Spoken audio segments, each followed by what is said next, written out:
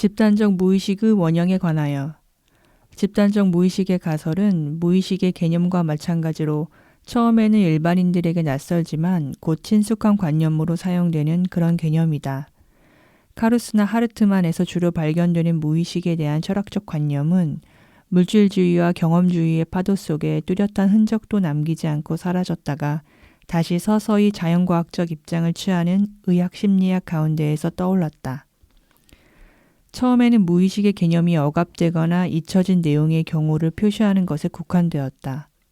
프로이트에게 무의식은 적어도 은유적으로는 행동하는 주체로 나타나지만 본질적으로는 잊혀지고 억압된 내용의 저장처일 뿐이며 오직 그 때문에 실제적 의미를 갖는다. 비록 다른 한편으로는 무의식의 원초적, 신화적 사유 방식을 일찍이 보았음에도 불구하고 프로이트의 견해에 따르면 무의식은 개인적인 성질일 뿐이다. 어느 정도 표면에 있는 무의식층은 명백히 개인적이다. 우리는 그것을 개인적 무의식이라 부른다. 그러나 이 개인적 무의식은 개인의 경험이나 습득에 의하지 않고 태어날 때부터 있는 더 깊은 층의 토대 위에 있다. 이 더 깊은 층이 소위 집단적 무의식이다. 나는 이 집단적이란 표현을 선택했는데 그 이유는 이 무의식이 개인적이 아닌 보편적 성질을 가지고 있기 때문이다. 즉 그것은 개인적 정신과는 달리 모든 개인에게 어디서나 똑같은 내용과 행동 양식을 가지고 있는 것이다. 달리 표현하자면 그것은 모든 인간에게 동일하며 모든 사람에게 존재하는 초개인적 성질을 지닌 보편적 정신의 토대를 이루고 있다. 심적 존재는 오직 의식될 수 있는 내용이 있음으로 해서 인식된다. 그러므로 우리는 내용을 증명할 수 있는 한에서만 무의식에 대해서 말할 수 있을 뿐이다. 개인적 무의식의 내용은 주로 이른바 정감이 강조된 컴플렉스인데 이것은 정신생활 가운데에서 개인적으로 친숙한 내용들로 이루어지고 있다. 이와는 반대로 집단적 무의식의 내용은 소위 원형이다. 원형이라는 표현은 인간 안에 있는 신의 이마고와 관련해서 이미 필로 이우데우스에게서 발견된다. 이레네우스도 세상의 창조자는 자기 자신이 이 세상의 존재들을 창조한 것이 아니라 다만 자기 밖의 원형들을 묘사했을 뿐이다라고 했다. 코르푸스 헤르메티쿰에서는 신을 토 아르케티폰포스, 원형적 빛이라고 칭했다. 이 표현은 디오니시우스 아레오파기타의 저술에 자주 나오는데 예를 들어 천상의 위기에 대하여라는 책에서 하이 아닐라이 아르케티피아이 비물질적 원형이라는 말이 나오고 또한 마찬가지로 신의 명칭에 관하여라는 책에도 원형이라는 표현이 나온다. 아우구스티누스의 말 가운데 원형이라는 표현은 발견되지 않으나 이데라는 말이 나온다. 즉 다양한 질문에 관하여라는 책에는 이데, 즉 스스로 형성되지는 않으며 신적인 지식에 포함되어 있는 관념들이라는 말이 발견된다. 원형은 플라톤의 에이도스를 설명할 수 있도록 다른 말로 바꾸어 쓴 것이다. 이러한 명칭은 우리의 목적에 합당하고 도움이 된다. 왜냐하면 이 명칭은 집단적 무의식의 내용에서 고대의 혹은 더 적합하게 표현하자면 원초적 유형, 즉 고대로부터 존재해온 보편적 상을 뜻하기 때문이다. 레비 브릴이 원시적 세계관의 여러 상징적 형태를 표시하기 위해 사용했던 집단 표상이라는 명칭 역시 무의식적 내용에 적용할 수 있다. 왜냐하면 그것은 거의 같은 것에 해당되기 때문이다. 즉 원시 종족의 규범은 특수하게 변화된 형태의 원형을 다루고 있는 것이다. 물론 원시 종족에게 그것은 더 이상 무의식의 내용이 아니며 전통적인 가르침으로 이미 의식적 공식으로 변한 것이다.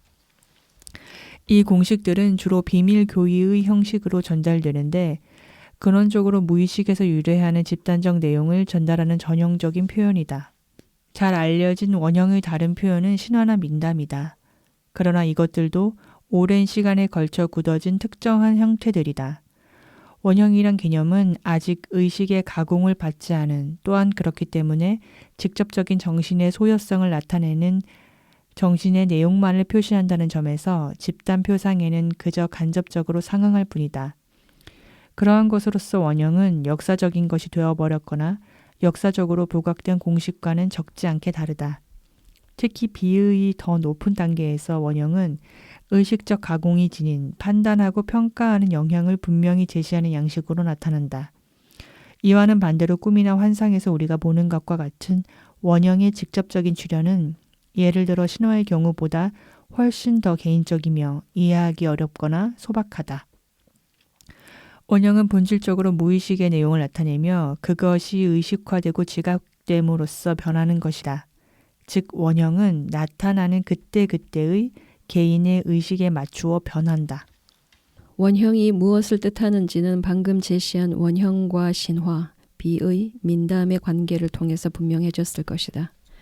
이에 반해서 무엇이 원형인지 그 근본을 심리학적으로 규명하고자 시도한다면 문제는 복잡해진다. 사람들은 신화 연구에서 지금까지 항상 태양이나 달, 기상이나 식물 혹은 다른 보조적인 표상들로 만족했다. 그러나 신화가 무엇보다도 시몬의 본질을 나타내는 정신적인 발현이라는 것에 대해서는 지금까지 거의 관심을 두지 않은 것이나 다름없었다. 원시인들에게는 명백한 일을 객관적으로 설명하는 것이 별로 중요하지 않다. 반면에 그는 모든 외부의 감각 경험을 정신적으로 일어난 것과 동화시키고자 하는 어쩔 수 없는 요청을 가지고 있다. 다시 말해 그의 무의식적 시몬이 그렇게 하고자 하는 억제할 수 없는 충동을 가지고 있는 것이다. 원시인은 태양이 떠오르고 지는 것을 보는 것만으로는 만족하지 않는다. 이 외부적 관찰은 동시에 정신적 사건이 되어야 한다. 즉 태양은 그 변환을 통해 근본적으로는 바로 인간의 시몬 속에 살고 있는 어떤 신이나 영웅의 숙명을 묘사해야만 하는 것이다. 여름과 겨울, 달의 변화, 장마철 등과 같은 모든 신화화된 자연 과정들은 이러한 객관적 경험의 비유에 불과한 것이라기보다는 오히려 시몬의 내면적이고 무의식적 드라마에 대한 상징적인 표현이다. 투사되는 동안에, 즉 자연 사건에 반영되는 과정에서 인간의 의식으로 파악할 수 있게 된 것이다. 투사가 너무나 철저해서 투사와 외부의 객체를 다만 어느 정도라도 분리시키기 위해서는 수천 년의 문화를 필요로 할 정도였다. 예를 들어 점성술의 경우 심지어 이 태고의 직관지에 관한 하나의 절대적인 이단화가 일어나게 되었는데 그 이유는 사람들이 심리학적 성격학을 별들과 분리할 수 없었기 때문이었다. 그리고 별점을 읽을 줄 아는 사람이라면 누구나 알렉산드리아의 히파르코스 시대 이래로 춘분점이 0에 확정되었다는 사실과 낮과 밤의 길이가 같은 자전축이 이동하는 세차의 결과로 춘분점이 서서히 물고기자의 초기 등급으로 나아가게 되기 때문에 모든 별점이 임의로 만든 12궁의 근거를 두고 있다는 사실을 알 것이다. 그런데도 점성술을 신봉하는 사람들은 오늘날에도 혹은 거의 예외 없이 천체의 영향에 관해 예전에 사람들이 가졌던 미신적인 가정에 빠진다. 원시인은 매우 인상 깊은 주관성을 지니고 있었기 때문에 가장 먼저 신화와 시몬적인 것을 연관시킬 생각을 했음에 틀림없다.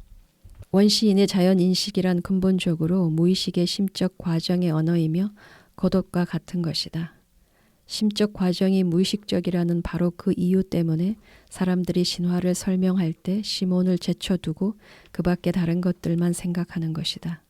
사람들은 일찍이 시몬 속의 신화를 생성시킨 저 모든 상들이 들어있다는 사실과 또한 우리의 무의식이 행동하며 변화를 견디어내는 주체이며 원시인은 이 무의식의 드라마를 모든 크고 작은 자연의 과정에서 유추하여 재발견한다는 사실을 도무지 알지 못했던 것이다. 내 가슴속에 내 운명의 별이 있다라고 세니는 발렌슈타인에게 말했는데 만약 사람들이 이 마음의 비밀을 약간만이라도 알 수 있었다면 점성술은 매우 만족할 만한 성과를 이룩했을 것이다. 그러나 지금까지 사람들은 그것을 거의 이해하지 못했다.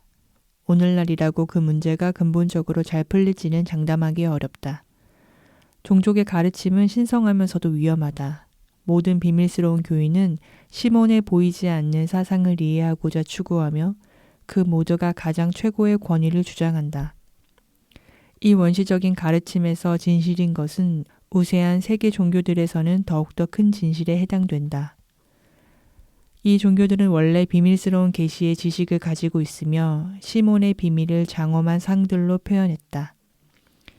그들의 사원과 성서는 상과 언어로서 일찍이 성화된 가르침을 신앙심 깊은 모든 심성, 감성이 풍부한 모든 견해, 그리고 모든 사색적 섭취에 이용될 수 있도록 알려주고 있다.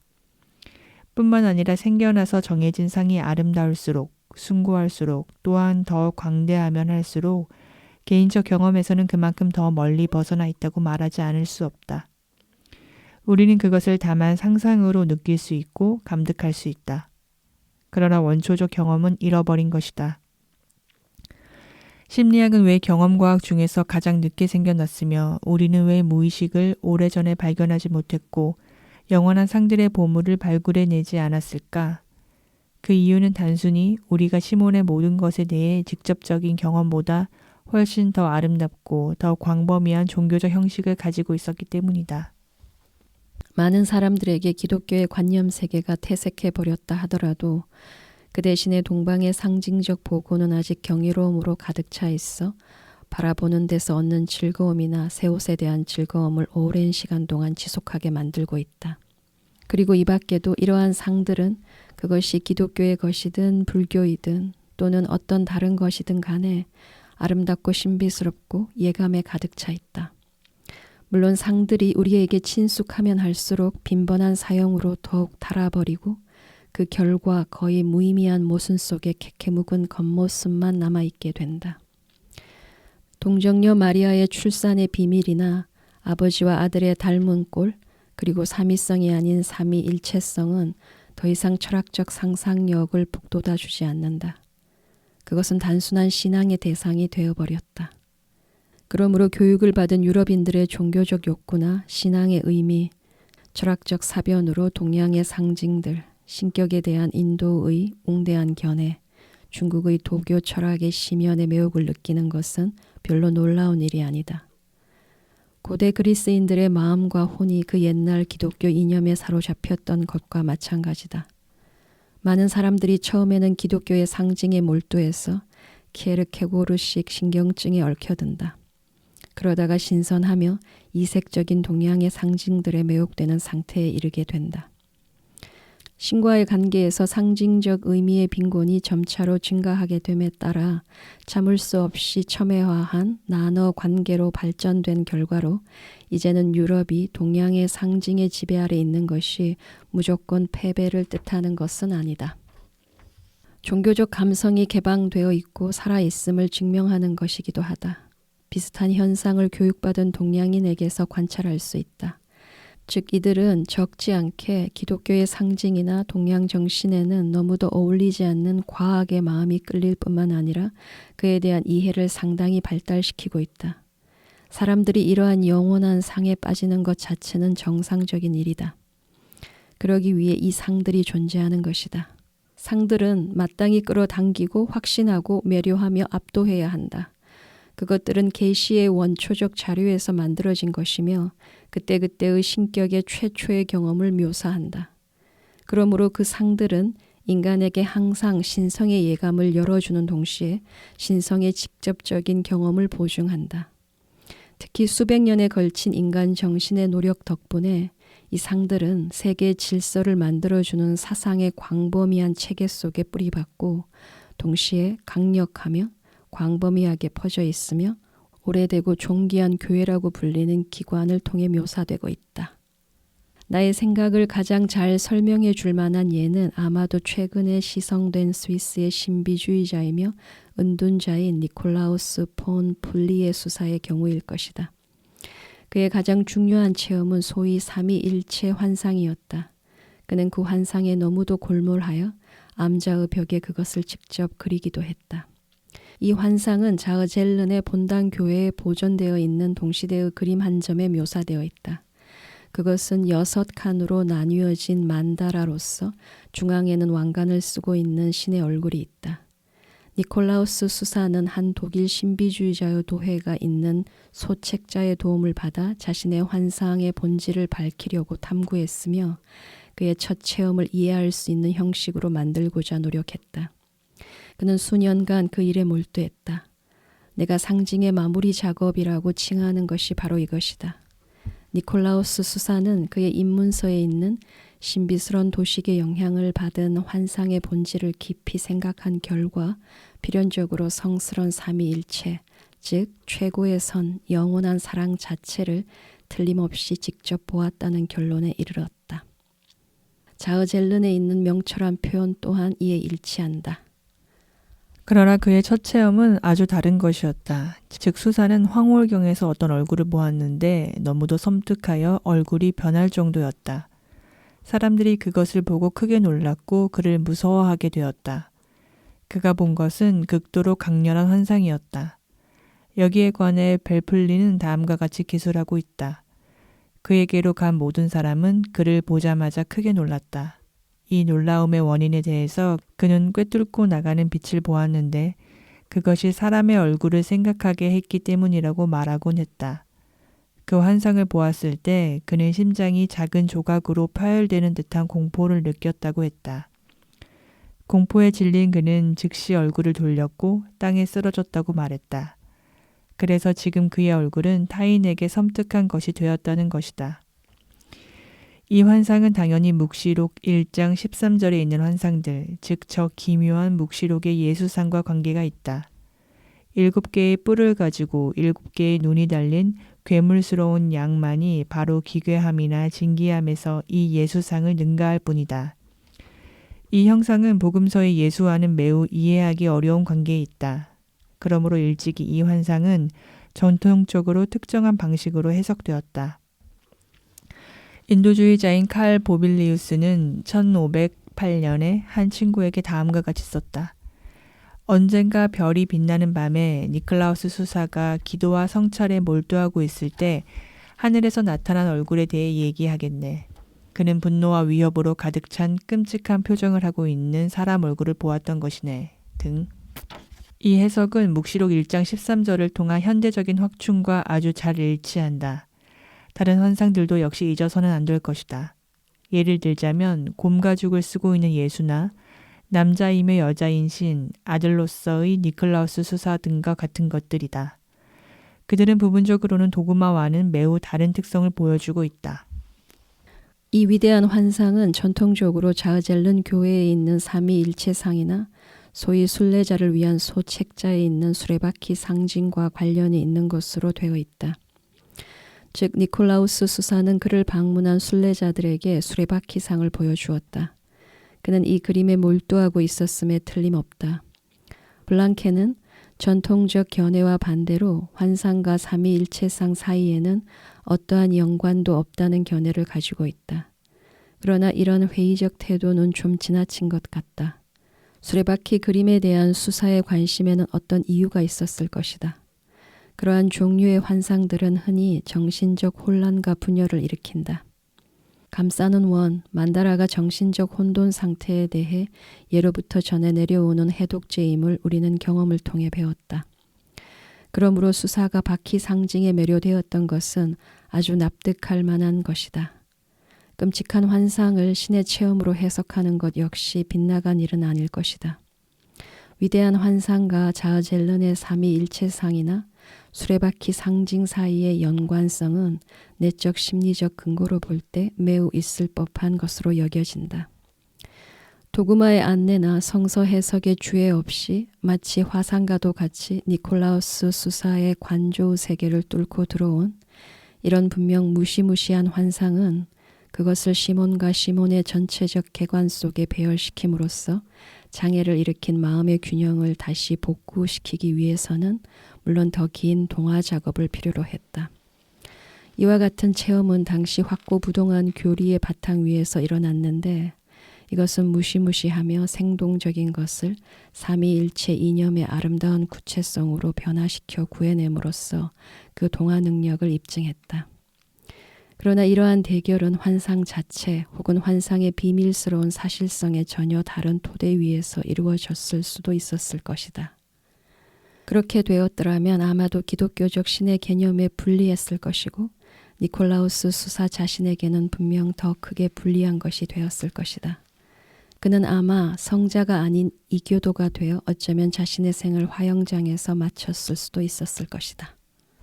이 예는 도그마의 상징이 유용하다는 것을 보여준다. 그것은 그 강력함 때문에 당연히 신의 체험이라고 부를 만한 것으로 강대하고 위급한 심적 체험을 인간의 이해 능력이 받아들일 수 있는 방식으로 설명한다. 이 경우 체험의 넓이를 근본적으로 침해하지 않으며 그것의 탁월한 의미도 손상하지 않는다. 어떤 의미에서는 야곱 뱀에게서도 만나게 되거니와 분노한 신의 얼굴은 신약의 신, 즉 하늘에 있는 사랑하는 아버지와 잘 맞지 않는다. 그래서 쉽게 내면적 갈등의 원천이 될 수도 있었을 것이다. 그와 같은 것은 심지어 시대정신 속에 있었는지 모른다. 대극의 결합을 통해서 임박한 교회의 분열을 예견하고자 했던 니콜라우스 쿠저누스의 시대인 15세기 말이 그와 같았다. 그 후 오래되지 않아서 여호와적 신개념은 개신교에서 일련의 재탄생을 겪게 되었다. 여호와는 아직 분리되지 않은 대극을 내포한 신의 개념이다. 니콜라우스 수사는 집과 가족을 떠나 오랫동안 혼자 살면서 어두운 거울을 깊이 바라봄으로써 관습이나 습관에서 벗어나 지냈으며 그 결과로 경이롭고 두려운 첫 체험이 그에게 일어났다. 이러한 상황에서 수백 년 동안 발달되어 온 도그마적 신격상이 마치 구원의 약수처럼 작용했다. 그것은 원형상의 숙명적인 침입을 동화하고 그렇게 함으로써 자기 자신의 붕괴에서 벗어나도록 그를 도왔다. 안겔루스 실레지우스는 그처럼 운이 좋지는 못했다. 내면의 대자가 그를 붕괴시켰는데 왜냐하면 그의 시대에는 도그마를 보장하던 교회의 확고함이 이미 흔들렸기 때문이다. 야곱 뱀에는 분노의 불의 신, 진정으로 숨어있는 신을 알고 있다. 그러나 그는 자기가 깊이 경험한 대극을 한편으로는 성부성자의 기독교적 공식을 통해서 극복할 수 있었고 신지적 세계관이기는 하지만 근본적으로 모든 점에서 기독교적인 세계관에 사변적으로 함입해 넣을 수 있었다. 그렇지 않았더라면 그는 이원론자가 되었을 것이다. 다른 한편으로는 오랫동안 비밀리에 대극의 합의를 준비해왔던 연금술이 분명히 그에게 도움이 되었다. 시몬에 대한 40개의 질문에 포함되어 있고 신격의 본질을 묘사하는 그의 만다라에서의 대극은 항상 분명한 흔적을 남겼고 그렇게 함으로써 이것은 어두운 절반과 밝은 절반으로 나뉘었다. 그리고 각각에 해당되는 반원은 하나의 원이 되어 있지 않고 서로 반대로 등을 대고 있다. 도그마는 집단적 무의식을 대체한다. 그럼으로써 도그마는 집단적 무의식을 넓은 범위에 걸쳐 공식화한다. 그러므로 카톨릭적 삶의 형태는 이러한 의미에서의 심리적 문제성을 근본적으로 알지 못한다. 집단적 무의식의 삶은 거의 남김없이 도그마적 원형적 표상에서 포착되며 제어된 흐름으로서 사도신경과 의식의 상징적 표현 안에서 순환하고 있다. 그 삶은 카톨릭적 시몬의 내면성에서 나타난다. 집단적 무의식은 우리가 오늘날 알고 있는 바처럼 결코 심리적인 것은 아니었다. 왜냐하면 기독교 교회 이전에는 고대의 비밀 종교의식이 있었고 이것은 아득한 옛날 신석기 시대에까지 소급되기 때문이다. 시몬 깊숙이 있는 섬뜩한 생명력에 대항해서 마술적인 보호를 제공해주는 강력한 상들이 인류에게 없었던 적이 결코 없었다. 무의식의 형상들은 항상 보호하고 치유하는 상으로 표현되었으며 그럼으로써 우주의 시몬 밖의 공간으로까지 나아가게 되었다.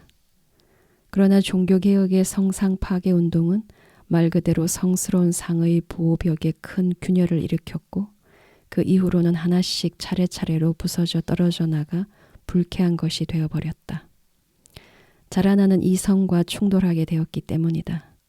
더구나 사람들은 오래전에 그 성스러운 상들이 무엇을 뜻하는가를 잊어버렸다. 사람들이 그것을 정말로 잊었던 것일까? 아니면 그것이 무엇을 뜻하는가를 줄곧 모르다가 개신교적 인류의 새 시대에 이르고서야 비로소 동정녀의 출산이나 그리스도의 신격, 삼위일체의 복합성이 뜻하는 바가 무엇인가를 전혀 알지 못했다는 사실을 깨달은 것일까? 거의 그런 것 같다. 이 상들은 그저 그렇게 살아 있었고 사람들이 그 살아있는 존재를 아무런 의심이나 생각 없이 단순히 받아들였던 것 같다. 모든 사람들이 크리스마스 트리를 장식하고 부활절 달걀을 감추면서도 이러한 관습이 무엇을 뜻하는지 전혀 알지 못하면서 그것을 하는 것처럼 말이다. 원형들 상에는 선천적으로 충만한 의미가 있어서 사람들은 그것이 원래 무슨 뜻이었는지를 결코 묻지 않는다. 그래서 신들은 때때로 죽어간다. 신들이 아무런 의미도 없으며 인간에 의해 만들어진 나무나 돌로 형성된 쓸모없는 것임을 사람들이 갑자기 발견하기 때문이다. 실은 인간이 그때까지 그 상들에 대해서 아무것도 생각하지 않았다는 사실을 발견한 것뿐이다. 인간이 그 상들을 생각하기 시작하면서 그는 그 일을 이성이라 부르는 것에 도움으로 행한다. 그런데 그 이성이란 것은 사실 자신의 선입견과 단견의 총체에 불과한 것이다.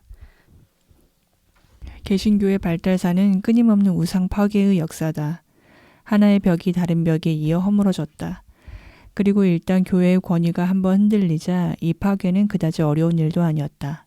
우리는 큰 것, 작은 것, 일반적인 것, 개별적인 것에서 어떻게 조각조각 붕괴가 일어났으며 그리고 현재를 지배하고 있는 경악할 만한 상징의 빈곤이 어떻게 이루어졌는가를 안다. 그럼으로써 교회의 힘 역시 사라져버렸다. 즉 보루가 약탈당한 성체이자 벽이 부서진 집이어서 세계의 온갖 바람과 위험에 내맡겨졌다. 실제로 역사적 감정에 고통을 주는 이 한탄스러운 붕괴는 수백 개의 종파로 갈라진 개신교의 분열이고 이것은 불안이 지속될 것임을 보여주는 확실한 징표다. 개신교적 인간은 사실 무방비 상태에 버려졌다. 자연적 인간이라면 그 앞에서 몸서리를 쳤을 것이다. 계몽된 의식은 물론 그런 것에 상관하려 하지 않는다. 그러나 유럽에서 상실되는 것을 아주 은밀히 다른 곳에서 찾는다. 사람들은 마음과 감각의 불안을 진정시켜주는 데 효과적인 영향을 주는 상들이나 관조의 형식을 탐색하며 동양의 보물을 발견한다. 그 자체에 대해서는 이의를 제기할 것이 없다. 아무도 로마인에게 아시아의 제식을 대중상품으로 수입하라고 강요하지는 않았다. 로마 군단의 명망이 퇴색해졌을 때 소위 이질적인 기독교가 게르만 민족에게 잘 맞지 않았다면 그들은 기독교를 쉽게 밀쳐냈을 것이다. 그러나 기독교는 남아있게 되었다. 그 이유는 기독교가 기존 원형의 모델과 일치하기 때문이다. 그러나 기독교는 여러 세기가 경과하면서 창시자가 그것을 체험한다면 상당히 의아하게 여겼을지도 모를 어떤 것이 되어버렸다. 흑인이나 아메리카 인디언들이 어떻게 기독교를 받아들이게 되었는지는 역사적 관찰에 상당한 계기를 제공할 것이다. 다시 말해서 왜 서구인이 동양의 형식에 동화해서는 안 되는가? 로마인도 축성을 드리기 위해서 엘레우시스, 사모트라케, 이집트 등으로 갔다. 심지어 이집트에서는 이러한 종류의 관광사업이 있었던 것 같다. 고대 그리스와 로마의 신들은 우리의 기독교 상징과 똑같은 병으로 몰락했다. 오늘날과 마찬가지로 당시의 인간 역시 그들이 상징에 대해 전혀 아무것도 생각하지 않았다는 것을 발견했다. 반대로 이방인들의 신은 아직 신선한 미나를 갖고 있었다. 그들의 이름은 진기하고 불가해했고 그들의 행동은 올림프 산에 풀어져 느슨해진 파렴치한 소문과는 아주 달리 예감에 가득 차 있으며 비밀스러웠다. 사람들은 적어도 그 아시아의 상징을 이해하지 못했고 그렇기 때문에 그 상징들은 오래전부터 익숙해 있던 신들처럼 진부하지는 않았다. 사람들이 옛 것을 생각 없이 치워버린 것과 마찬가지로 새로운 것을 별 생각 없이 수용했고 그것이 당시에는 문제시 되지 않았다. 그러면 오늘날에는 문제시 될 것인가? 이국적 풍토에서 자랐고 낯선 피에 젖어 있으며 낯선 언어로 말하고 낯선 문화로 길러진 그리고 낯선 역사로 바뀐 완성된 상징을 마치 새 옷처럼 우리가 입을 수 있을까? 왕의 옷을 두른 거지나 거지로 가장한 왕은 아닐까? 의심할 여지 없이 충분히 가능한 일이다. 아니면 가장 무도회를 하지 말고 우리 자신의 옷을 직접 만들라는 명령이 우리의 마음속 어느 곳에 있는 것일까? 상징이 점점 더 빈곤해지는 데는 어떤 의미가 있다고 나는 확신한다. 이러한 발전에는 내적인 귀결이 있다. 사람들이 생각하지 않았던 모든 것, 그래서 계속 독자적으로 발달해가는 의식과의 의미 있는 관계가 결여되어 모든 것들이 사라지고 있다. 신지자들이 했던 것처럼 벌거벗은 몸을 화려한 동양의 예복으로 덮고자 시도한다면 사람들은 자신의 역사에 불성실하게 될 것이다. 나중에 인도 연극의 왕처럼 포즈를 취하기 위해서 먼저 거지로 가난하게 살림살이를 하지는 않는다. 적법한 상속자가 아니라서 절대로 가질 수 없는 어떤 소유물을 마치 자기 것인 양 속이는 것보다는 상징이 없기 때문에 약이 되는 정신적 빈곤을 과감히 인정하는 것이 더 나은 것처럼 내게는 보인다. 확실히 우리는 기독교 상징 표현의 적법한 상속자다. 그러나 우리는 이 유산을 어떤 이유에서인지 헛되이 썼다. 우리는 조상이 세운 집을 허물고 조상이 전혀 알지 못했던 동양의 궁전으로 밀쳐 들어가려고 한다. 역사적 상징을 잃어버리고 대체물에 만족할 수 없는 자는 오늘날 물론 어려운 상황에 처해 있다. 즉 그의 앞에는 허무가 입을 벌리고 있고 사람들은 두려움 때문에 그것을 외면한다. 더 나쁜 것은 이러한 진공 상태가 정신적 황폐로 두드러진 불합리한 정치적, 사회적 이념으로 채워진다는 사실이다. 그러나 이러한 훈장 티를 내며 아는 체 하는 것과는 타협할 수 없는 사람은 그의 이른바 신에 대한 믿음을 진지하게 활용하지 않을 수 없음을 안다. 이때 분명한 것은 대개 불안이 더 설득력 있게 다가온다는 사실이다. 이는 오히려 당연하다고 볼 수 있다. 왜냐하면 신에게 가장 가까운 곳이 가장 큰 위험이 있는 곳처럼 보이기 때문이다. 정신적 빈곤을 인정하는 것은 위험하다. 왜냐하면 가난한 자는 갈망하며 갈망하는 자는 운명을 자신에게 끌어들이기 때문이다. 모든 부유함의 배후에는 하나의 악마가 그리고 모든 가난의 배후에는 두 명의 악마가 있다는 스위스의 속담은 그것을 노골적으로 보여주고 있다. 기독교에서 세속적 가난의 맹세가 세속의 재물의 의미를 외면하게 했던 것처럼 영적 가난 역시도 거짓된 영적인 풍요를 포기하게 할 것이다. 그것은 오늘날 개신교의 교회라고 부르는 저 위대한 과거의 빈약한 잔재뿐만 아니라 이국적 향기의 모든 유혹으로부터 물러서기 위함이며 세계의 삭막함으로 의식의 차가운 빛이 성자에까지 확대되는 곳에서 우리 자신 속으로 되돌아가기 위함이다. 우리는 조상의 이러한 가난을 이미 상속받았다. 나는 아직도 내 아버지에게서 받았던 견진성사 강의를 잘 기억하고 있다. 교리 문답서는 참을 수 없을 정도로 지루했다. 한 번은 재미있는 것이 있지 않을까 하는 생각에 조그마한 책을 뒤적인 적이 있었다. 그러다가 삼위일체에 관한 항목에서 내 시선이 멈췄다. 그것은 나의 관심을 끌었고 나의 강의가 그 부분에 이르기를 초조하게 기다렸다. 그렇지만 열망하던 그 시간이 왔을 때 아버지는 이 장은 생략하자. 나 자신도 그것에 대해 전혀 모르겠다 라고 말했다. 그럼으로써 나의 마지막 희망은 사라졌다. 비록 나는 아버지의 솔직성에는 감탄했지만 그 일은 그 뒤로부터의 모든 종교적 대화가 끔찍하게 지루해진 점을 바꾸어 주지 못했다. 우리의 지성은 엄청난 것을 이룩하였다. 그러는 사이에 우리의 집은 허물어져 버렸다. 미국에서 제작된 최신의 가장 큰 반사 만원경으로도 가장 멀리에 있는 별 한 개 뒤의 최고천을 발견하지 못하리라는 것을 우리는 틀림없이 확신한다. 그리고 또한 우리의 시선이 무한히 넓은 죽음의 공간 속을 절망적으로 헤매리라는 것을 우리는 안다. 그리고 무한히 작은 것의 세계가 수학적 물리학을 통해서 밝혀지게 된다고 해도 더 나아질 것이 없을 것이다. 결국 우리는 모든 시대와 모든 민족의 지혜를 발굴해내서 가장 비싸고 가장 훌륭한 모든 것들이 이미 오래전에 가장 아름다운 언어로 표현되고 있다는 사실을 발견한다. 사람들은 욕심 많은 아이들처럼 손을 뻗어 그것을 잡으면 소유할 수 있으리라고 생각한다. 그러나 사람이 가진 것은 더 이상 가치가 없고 손은 붙잡는 데 지친다. 왜냐하면 재화는 시선이 이르는 도처에 널려 있기 때문이다. 이 소유물은 모두 물이 되어버린다.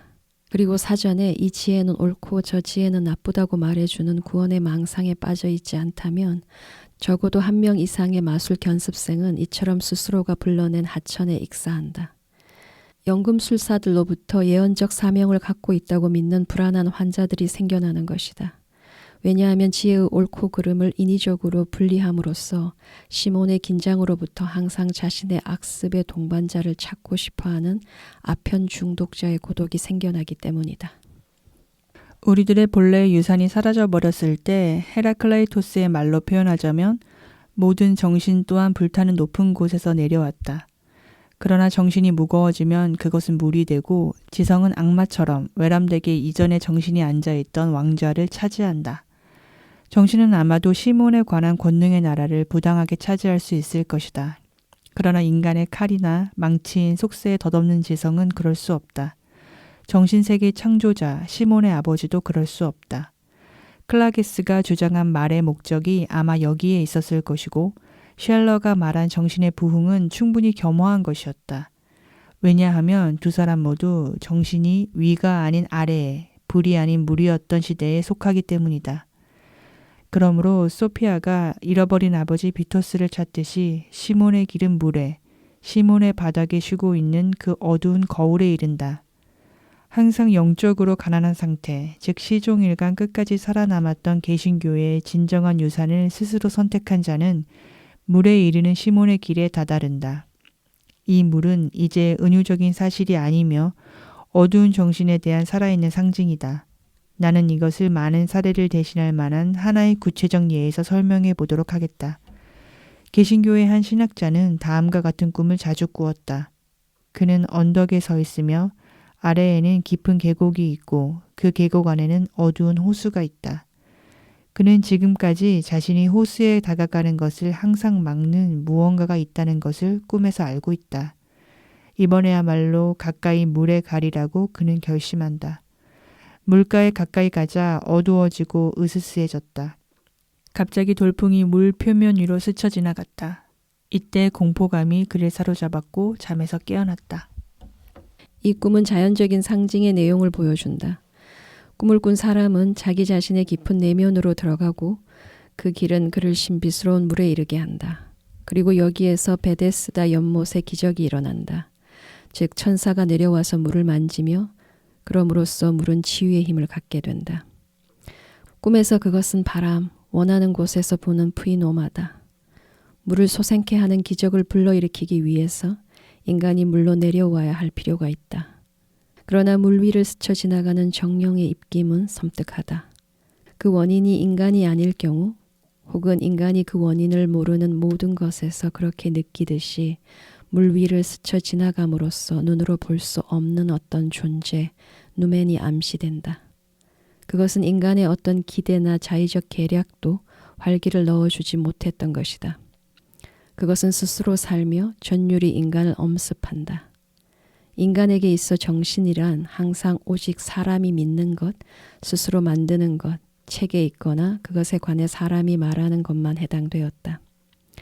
그러나 그것이 저절로 생겨나면 그것은 불가사의하고 무시무시한 귀신 노름이어서 원시적 불안이 순진무구한 이성을 엄습한다. 케냐의 엘고니 노인들은 불안을 만드는 자라고 부르는 밤의 신에 대해 내게 설명했다. 그들이 말하기를 차가운 바람결같이 그는 당신에게 옵니다. 당신은 오한을 느낍니다. 아니면 그는 높이 자란 목초에서 휘파람을 불면서 돌아다닙니다. 이것은 기이하게 대낮에 갈대밭에서 피리를 불면서 배회하며 목동들을 놀라게 하는 아프리카의 목양신 판이다. 이처럼 꿈에서의 푸노이마 입김은 밤의 어두운 시간에 시몬의 깊은 계곡에 있는 물가 갈대밭 기슬에 발을 디딘 목사, 가축대를 거느린 목자를 놀라게 하는 것이다. 예전에 불같이 이글거리던 정신은 인류의 실증이 나서 창조자의 영광을 위하여 곰과 함께 으르렁거리기 위해 숲으로 간 니체의 자라투스트라의 노인처럼 자연으로 나무, 바위, 시몬의 물기로 내려온 것일 것이다. 만약에 우리가 보물을, 즉 아버지의 귀중한 유산을 다시 찾으려면 항상 아래로 향해 내려가는 물의 길을 가야만 한다.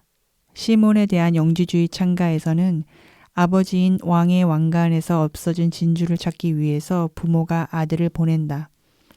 그 진주는 깊은 우물 밑바닥에 있는데 그 우물은 육체적 정신적 부의 세계, 유욕적이며 도취된 세계인 이집트의 땅에서 용이 지키고 있다. 아들이자 상속인은 보석을 가져오기 위해 길을 떠났으나 이집트적 세속의 광란의 축제 속에서 자기 자신과 자신의 과제를 잊는다. 그러자 아버지의 편지가 그의 의무를 상기시킨다.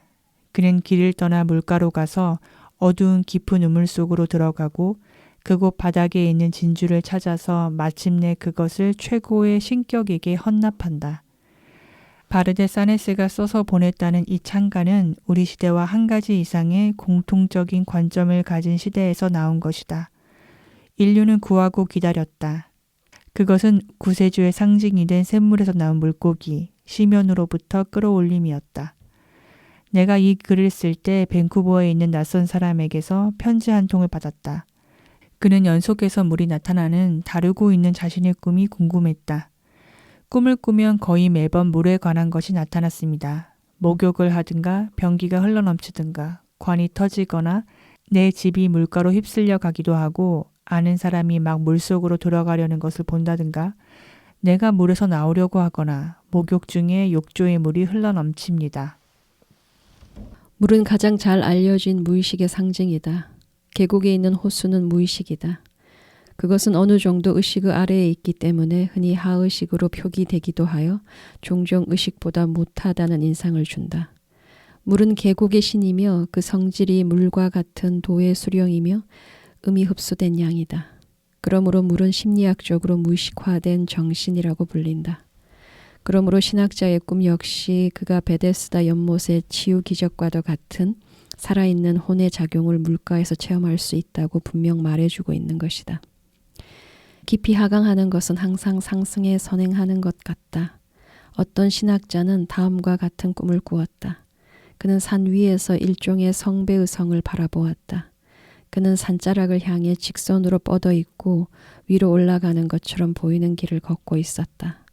그러나 그가 산 가까이 다가갔을 때에는 매우 실망스럽게도 지하계와 같은 물이 쏴싸거리며 흐르는 어둡고 깊은 협곡, 시면이 산과 그 사이를 갈라놓고 있음을 발견했다.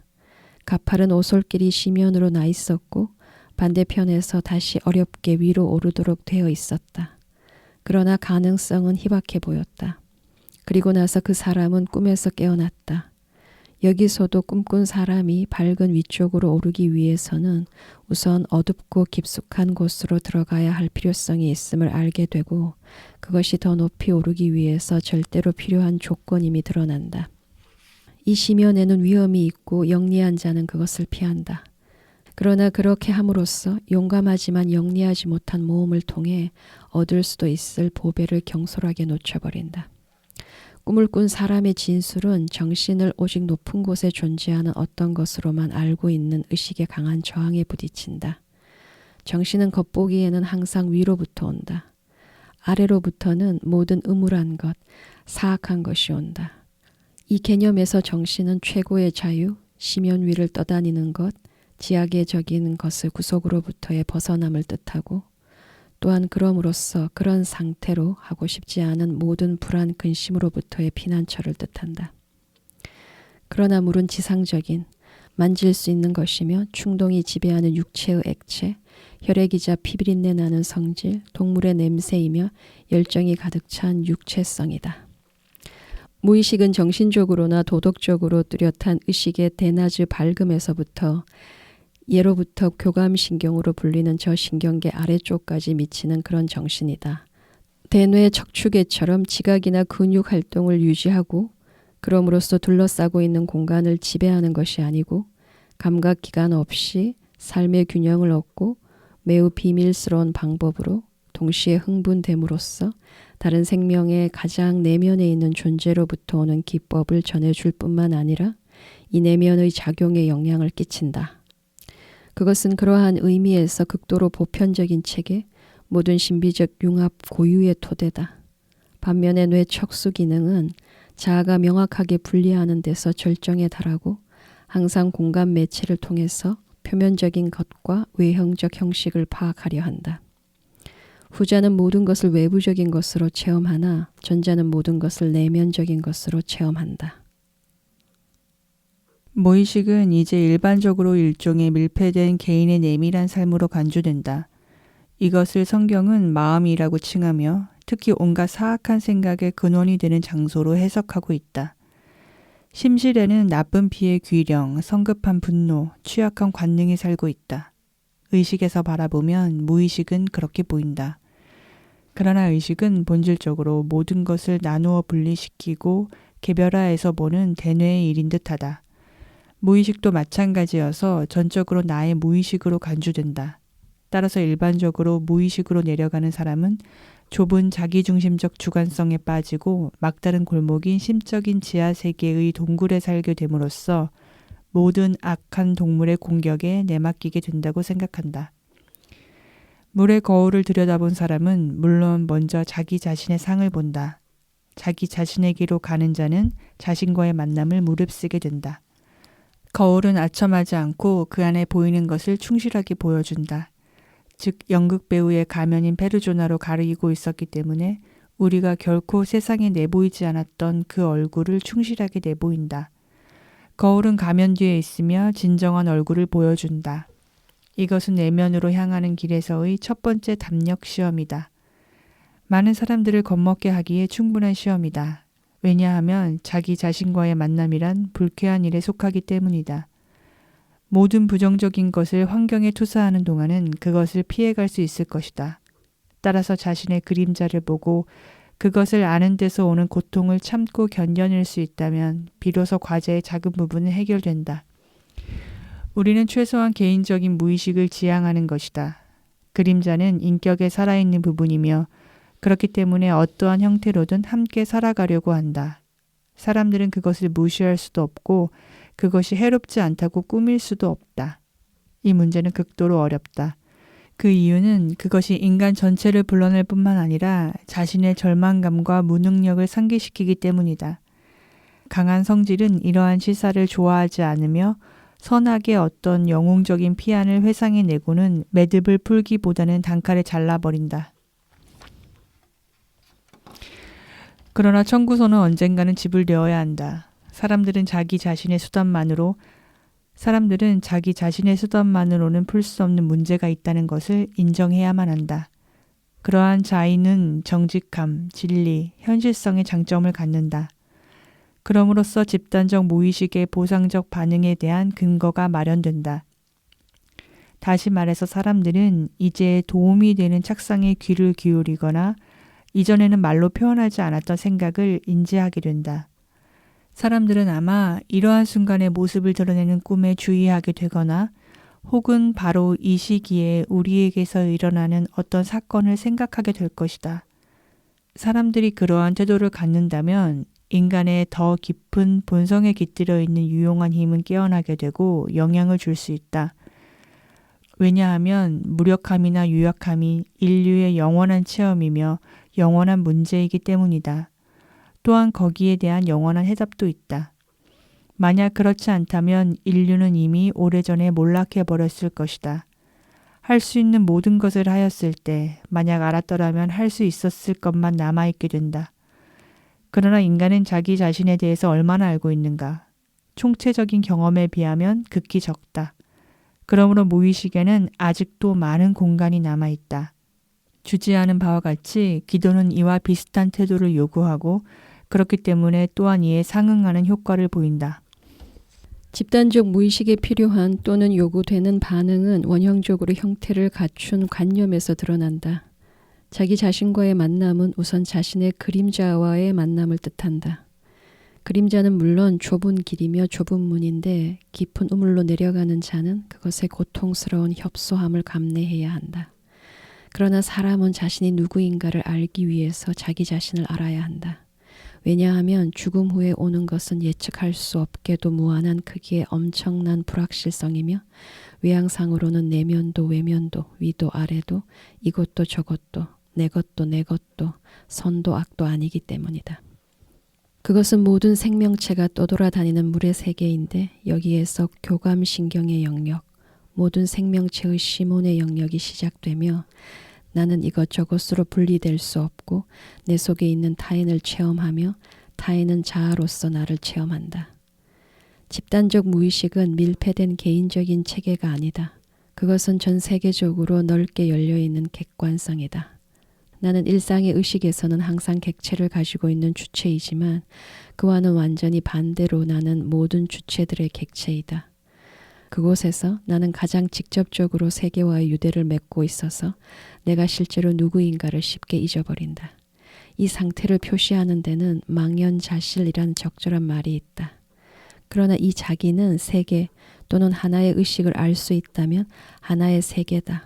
그렇기 때문에 사람은 자신이 누구인가를 알아야만 한다. 어떤 사람이 무의식에 접촉하기만 해도 그 사람은 이미 그것이다. 다시 말하면 사람은 자신에 대해 무의식적이다. 그것이 원초적 위험이다. 스스로 이 플레로마 가까이에 있는 원시인들은 그 위험을 본능적으로 알고 있고 공포의 대상이었다. 그의 의식성은 아직 불확실하고 확고한 기반을 갖고 있지 못하다. 그것은 아직 어린아이와도 같고 이제 막 원초의 물에서 떠오른 상태에 있다. 무의식의 파도가 쉽게 그를 덮칠 수 있으며 그는 자신이 누구였는가를 잊고 이를 행하면서도 자신을 더 이상 알지 못한다. 그러므로 원시인들은 자제되지 못한 정감을 두려워한다. 왜냐하면 그런 정감에 의식이 너무 쉽게 빠져서 사로잡힐 가능성이 있기 때문이다. 그러므로 인류는 의식을 강화하는 방향으로 지향해 왔다. 의식, 집단 표상, 교리가 이런 목적에 기여했다. 즉 그것들은 무의식의 위험, 영혼의 위험에 대항해서 설치된 댐이자 담이었다.